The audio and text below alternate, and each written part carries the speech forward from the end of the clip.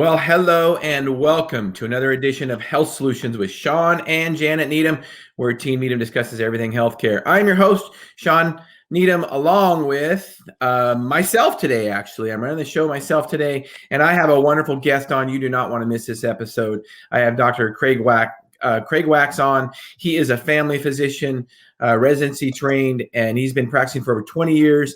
He believes, just like I do, in promoting health and wellness for the patient and keeping patients healthy. And what that really does is it helps to protect us from disease, including COVID. So he is actually going to talk today about how hypochondriacs with COVID are actually compounding the risk, compounding the problem. So, Dr. Wax, with that being said, introduce yourself and tell us more about this. Well, thank you very much. I appreciate it, Shawn, and to the co-host who is absent today. I'm sure she's out doing good things that are positive for. She actually just delivered me my coffee. Oh, great! But great. She's got to go support the pharmacy today. We can talk about habits and addiction in another podcast if you'd like, and high blood pressure and everything else that comes from that. But at any rate, so I've been in practice for more than 23 years. I'm in a private practice where I work directly with individual patients. You know, there's a whole big move toward population health and looking at people as groups. And although there is some reasonable cause for that, everybody is different. And although I'm a member of several groups, I'm not defined by any of them. I'm defined by me. So I can make decisions. I'm independent, and that's important. I think having an independent physician is important for independent patients. With regard to health and COVID, one of the things that COVID showed us was just how naked in the woods we are with regard to our bad habits and our misunderstandings and our, we'll get to that later sort of thing, almost like cleaning the house when, one spouse says to the other, hey, we're going to clean this room today. And the other spouse goes, I got better things to do. At some point, you've got to do self-house cleaning and you've got to take care of yourself. And we're finding that obesity is at least a minor, maybe a more risk factor for COVID and what have you, because COVID's basically a common cold with a little pinch of HIV in it. So it's kind of scary. It's not a nothing. It's to be respected. But the fear factor has been used by politicians and lots of people with power and money and special interests in order to keep other people down. I mean, the lockdowns that have gone on across the world have compounded all of the problems. I mean, for instance, that one of the first places to have a problem was New York, and New Jersey being proximity to New York. And what did the governors do? All the same things. They, rather than send the sick people to specialized places away from others who might get sick, like they did with TB 100 years ago, instead they forced nursing homes and centers to take them. And that was absolutely the wrong thing to do, because they sent the sickest people we have to be with the most sensitive people we have, which violated all of the conventional wisdom, and CDC and everything, FDA and all the other fancy initials that have been wrong for the past 12 months and perhaps many years in bits and pieces. Having said all of that, in New Jersey, our Governor Murphy sent 8,000 people to nursing homes, and regarding 8,000 deaths. And not only did that hurt people in the nursing homes and kill family members, which is dangerous, awful, and scary, and the wrong thing to do, only perhaps political reasons would explain it. It also spread disease across our state. I mean, North and Central Jersey are closest to New York, and the disease, I'll use my hands, should have emanated out of New York and spread like a cold or other virus would. Instead, there were these bombs of sick people sent all over the state, and it basically set a bunch of brush fires in a lot of places. And then we had, the state engulfed in fire. And then, of course, there was the panic and worry, hey, maybe I'm next. And the government and politicians use this to lock down people, which was inappropriate, because people need to move, they need to see, they need to breathe, they need to drink lots of water, they needed to be less stressed and going about their daily business. I mean, to the degree that they wanted to. Everybody was forced into mask wearing or shields or, spacesuits or what have you. And that took away our humanity, and our kids were forced out of schools onto online. And that was more dangerous than we could ever thought, because kids lost interest. They became depressed. In fact, I think it was back in January of 2021 where they had to emergently open schools, not emergency close, but emergently open schools in Las Vegas because of a rash of teen suicides, which is a horrible, horrible thing. I mean, nobody wants to see anybody die, but kids preventably, that was a disgusting disgrace that I blame on the governors and the politicians that were involved. And that should have never happened that way. In fact, initially a year ago, because we're reaching the 1 year anniversary of the 2 weeks to stem the spread, we now have 52 weeks to stem the spread. I was originally in favor of 2 weeks to try to interrupt the virus. Let's see if it performs like the flu, although it's technically a different virus. Let's see if that would work. And I was in my superintendent's office for the sake of my children. I said, let's take a 2-week break and let's see if that makes a difference. Well, it didn't make a difference. And 4 weeks didn't make a difference. And 8 weeks didn't make a difference. And 12 weeks only compounded the problem. We saw the virus spread and spread. And then September came, and then schools didn't even open in September, and all the school teachers unions and things were involved, and it was politics, lawyers, guns, and money. It wasn't about, hey, how can we get our kids to be well in this, and they sold everybody a bill of goods that, well, teachers are in danger, kids are in danger, and the world over in 12 months, we haven't seen that. It has not played out in any country, or even here. I mean, if you're going to say one country versus another country, it never played out that way. So this was another way that politicians and politics and big money, schools, unions, what have you, big power, took advantage of the situation only for their own power and money. And that's indeed a terrible thing. And the fact that we were all tied down, there were points where in New Jersey, we were actually tied to our homes. I mean, like it was a nocturnal virus, it was like Michael Jackson's Thriller or something. God forbid I should ride my bike at 5 a.m. before the curfew, but I did ride my bike. That was my little protest to keep myself healthy, because if my pipes aren't working and I can't be a good example for my family and my patients, I'm really not being a true physician, an educator, or a teacher, as the word physician means. Yeah, I agree with that 100%. We can get into a little bit more of that after we talk about COVID. But as healthcare professionals, we need to be leaders in health and wellness. And, how can we tell our patients to be healthy if we're not healthy? So I'm a big believer in that. And I know. Bingo. Yeah, and I know that you're very adamant about that. So we can share some of your stories about how you do that and what you tell your patients a little bit later on. Let's get back to the hypochondriacs of COVID compounding the problem. So when you say that, what's compounding the problem? Mask wearing, lockdowns? What's compounding the problem?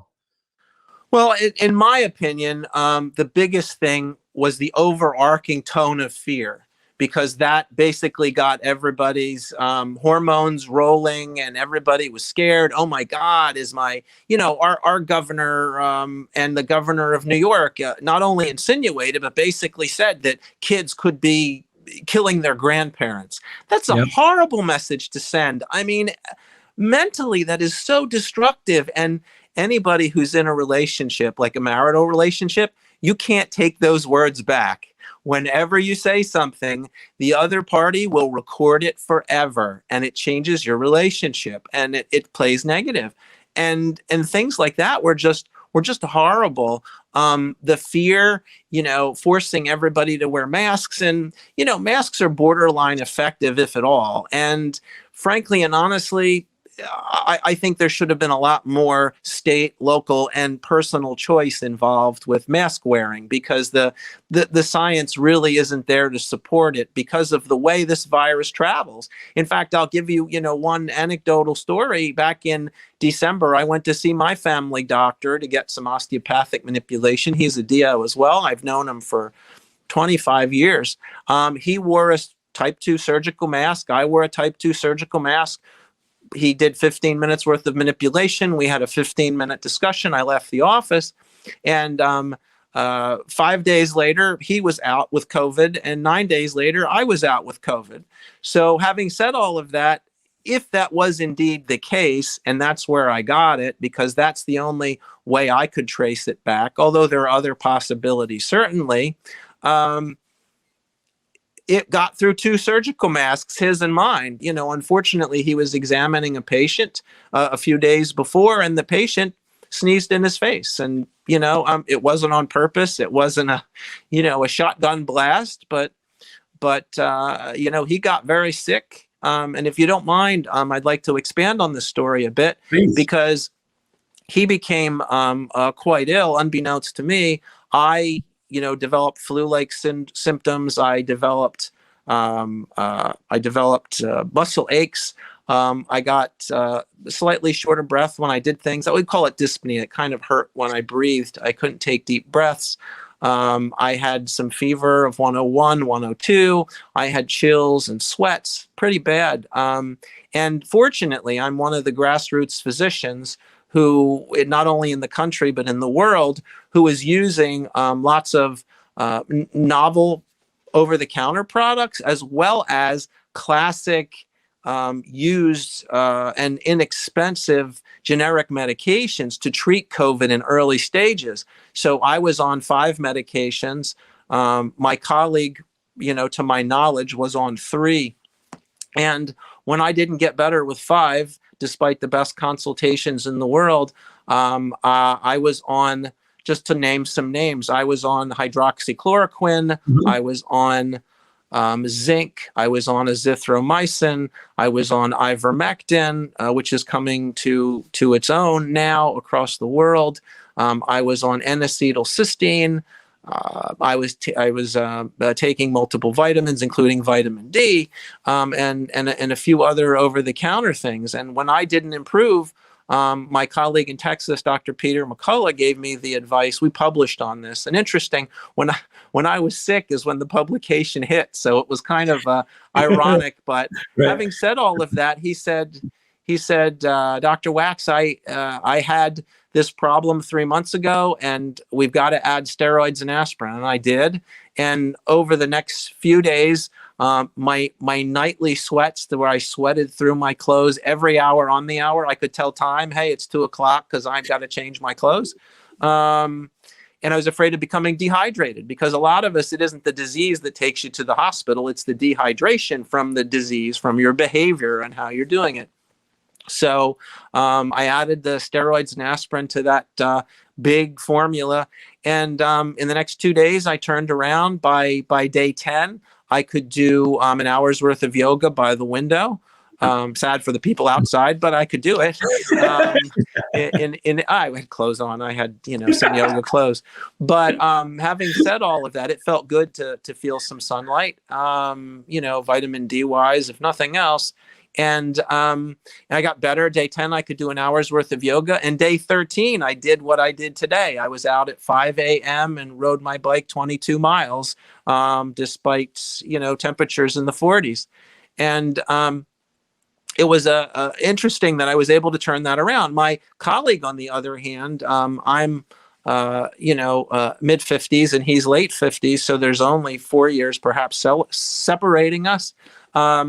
He was on Tamiflu, which doesn't really have activity against this. He was on an antibiotic. I'm not quite sure which one. And he was on steroids. And unfortunately, he didn't do well. He was transported to a major city hospital near us. He wound up intubated. That is to say, he required a breathing tube.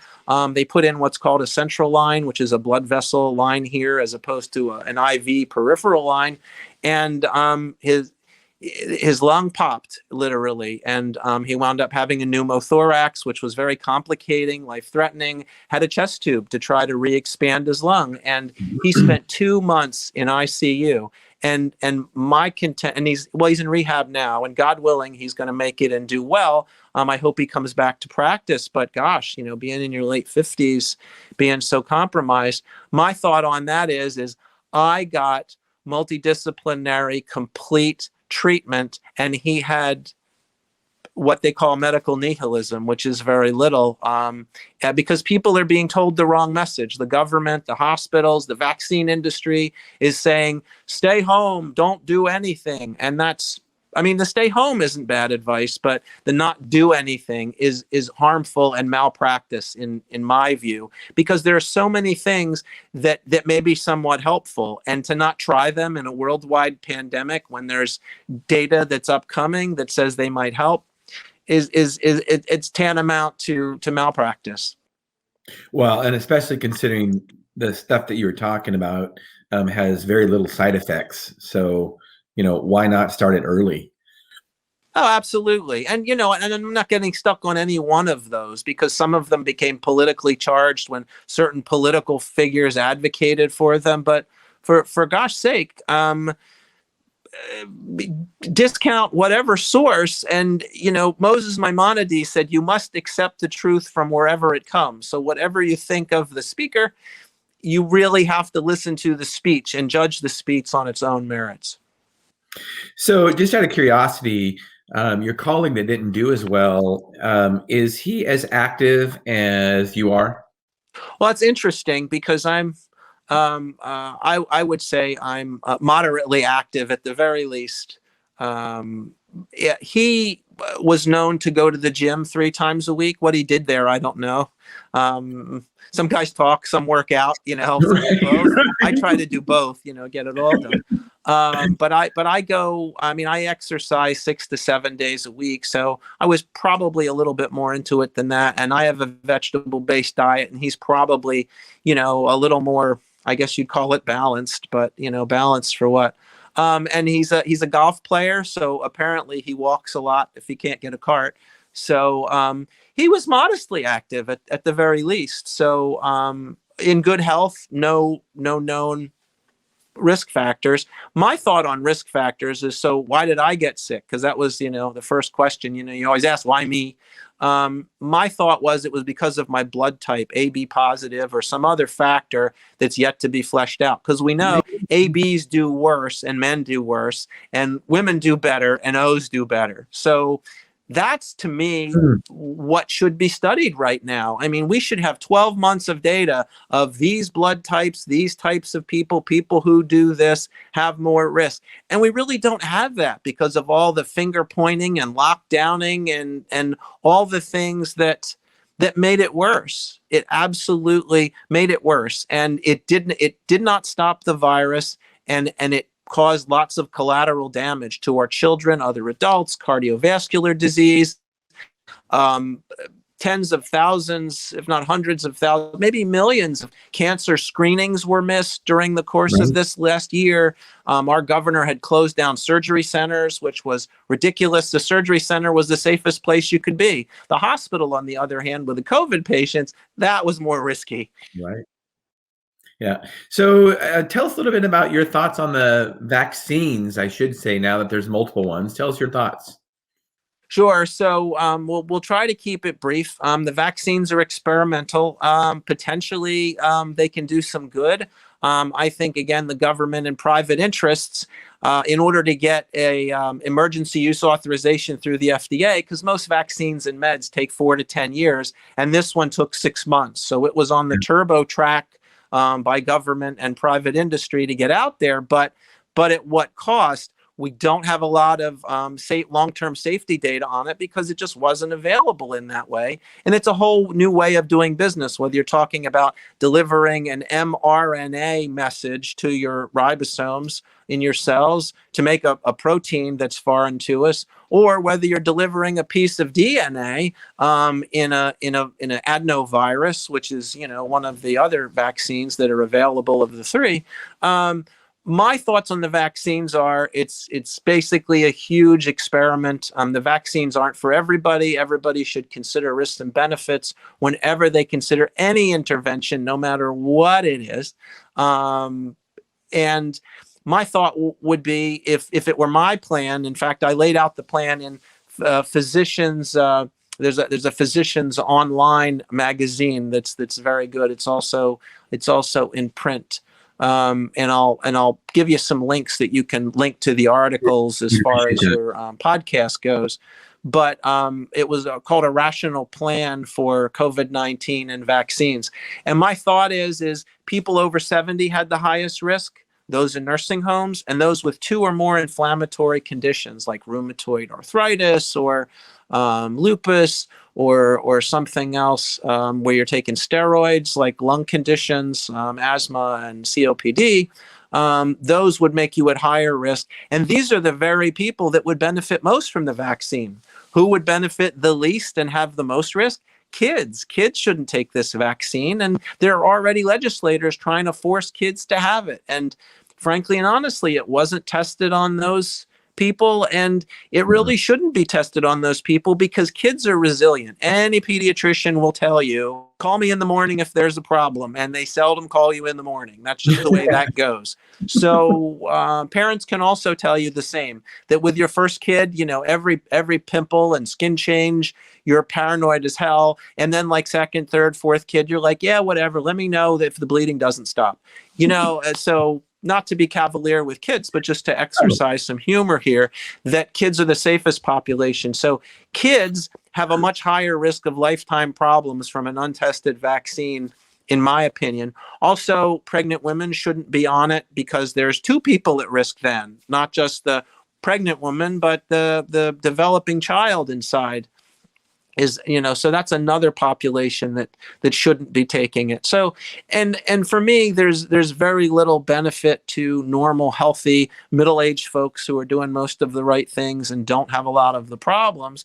Now, assuming that the blood type thing gets fleshed out, but at any rate, so everything has a risk and a benefit. And with this one, all the risks aren't known. So to go on what the TV news cable channel tells you probably isn't the best idea, or your governor necessarily, unless your governor is a physician and they're your physician. And that's the most important part. Private physicians that are individual are invested in individual private patients. And that's the secret sauce that made medicine work for the last 100 years, and unfortunately is being undone by government and third parties. Well, boy, you are preaching to the choir, let me tell you. So do you believe that the virus is as much as a problem as the government response to the virus was? So great question. So by no means am I trying to minimize the virus and its effects and its risks on people, but the government's response, to me, exponentially made it worse. I mean, and it caused lots of collateral damage that we won't even see. So not only didn't it stop the virus, it stopped us from potentially exercising. It drove us indoors. It kept us away from our loved ones, which give us all those good hormones as opposed to those fight or flight catecholamines that we're feeling because we're mad about what we saw on TV, or we can't have mom over because we're afraid the kids might bring something home. There has to be a balance, and it's a very personal balance. And whenever the government strikes a personal balance that's impersonal for everybody, it fails miserably. And that's why so many government programs are so faulty. They spend money and tend to make the problem worse. Yeah, boy, I definitely agree with that. In fact, I agree so much, I wrote a book on it, and my book is called Sickened: How the Government Ruined Healthcare and How to Fix It. And, or send me a copy and I'll have you on my radio show. Yeah, you will definitely get a copy. And, one of the things is that we are looking towards the government for solutions to these problems, but in reality, many times they cause them. So if we look to solutions, kind of like healthcare, if you think our healthcare system is not the best, then 80% of the government pays for our healthcare. So in our country, 70 to 80% are government programs. So how can they fix it? They're the ones that ruined it. Right. Well, I have to give Groucho Marx credit. He said probably 70 years ago, he said that the government's job is to misidentify problems, identify the wrong solutions, and then cause worsened problems. I mean, that's not exact words. He said it better than me, but that's exactly what happens, and the government pats itself on the back and gets bigger and takes more of your tax dollars. And, I think individuals need to have a lot more role in things rather than all this group think and group health. And, I think every individual has to control their own destiny. And that's kind of what America was all about. And unfortunately, our federal government and many state governments are heading in the opposite direction of, you're not qualified to do that. Well, who is better qualified to direct your life and make your choices than you? I tell patients, if you can sleep well at night, knowing that you made good health choices today, then good, God bless you. But if you can't sleep because of all of the problems and things that you have, ask for help, and I'll be glad to lower the rope, but you got to pull yourself up. I can't pull you up. You got to pull yourself up. I'll show you where the rope is. I'll show you how to use the rope. And, I'll show you how I use the rope, but you've got to pull yourself up that rope. Yeah, for sure. Well, we're going to have you on again and talk more about, empowering individuals for their health. Because one of the solutions in my book, the first step solution of fixing our healthcare system, is that patients have to be empowered. They have to be educated and empowered to fix their own health and take charge of it. You kind of said it. You're not. Patients have to be empowered, and they have to have a direct relationship with their physician, because if their physician is owned by a hospital or owned by a program like the VA or a slave to a Medicare HMO, there is no way that they can act as your independent advisor. There's no way. And being in private practice, taking direct resources in trade for the patient, that's where the magic of this whole thing is, in the doctor-patient relationship, or as I should call the patient-physician relationship, because the patient always comes first. Absolutely. I appreciate you saying that. So I'm going to put you on the spot just a little bit. I'm going to ask you, you already talk about health and wellness a lot. And I tell you could host this program, because you've basically been preaching what I've been preaching for almost 2 years. Well, 20 years. Happy to back you up when you're right, Shawn. Yeah, but I've been doing a podcast for almost 2 years. And so anyway, what is the most dangerous thing, statistically speaking, we could do as an American? Either smoke or drive a car. I think those are probably the two scariest things that we do every day that nobody thinks about. Right.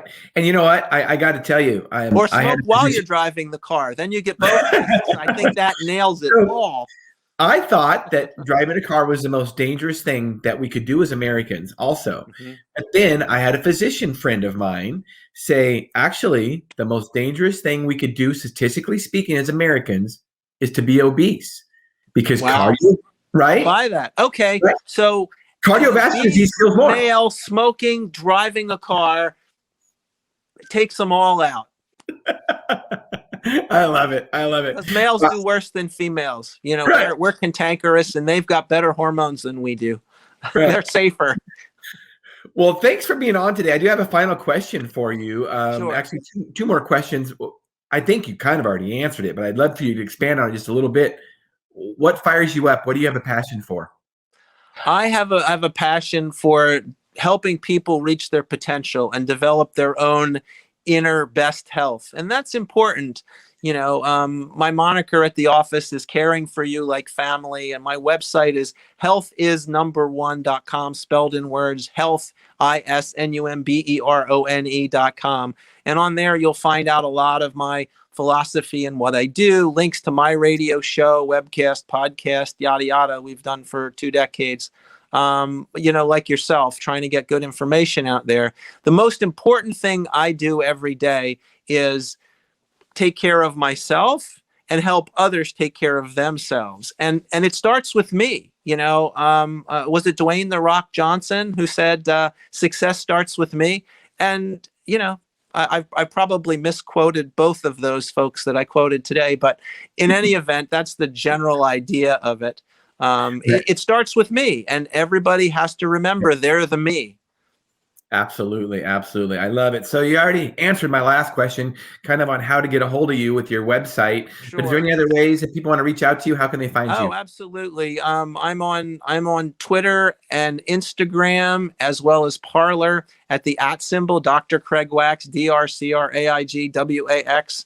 I'm also on Facebook, my office practice, Craig M. Wax, DOLLC. And my radio show is called Your Health Matters on Rowan Radio 89.7 WGLS FM. And that's Saturday mornings at 8:30 Eastern, but there's a podcast as well for that. And that's all at rowanradio.com. And I'm happy to interact with folks. If I can give you a compliment, it would make my day to give you a compliment on how well you're doing with yours. I love it. I love it. Yeah. I'd like to be on your radio show sometime. So, Sure. yeah. So thank you for being on today. You've really helped with our mission today, which is to educate and empower consumers. I mean, you really, really drove that point home that they are in charge of their own healthcare and they must be in charge of their own healthcare. So thanks for being on today, Dr. Craig Wax. My pleasure. Whether there's a pandemic or whether it's just your everyday gravity, you've got to take charge of your own health because nobody can and nobody will do it for you. Amen. All right. Well, thanks you to the listeners and viewers today for watching and listening. I really, really appreciate you.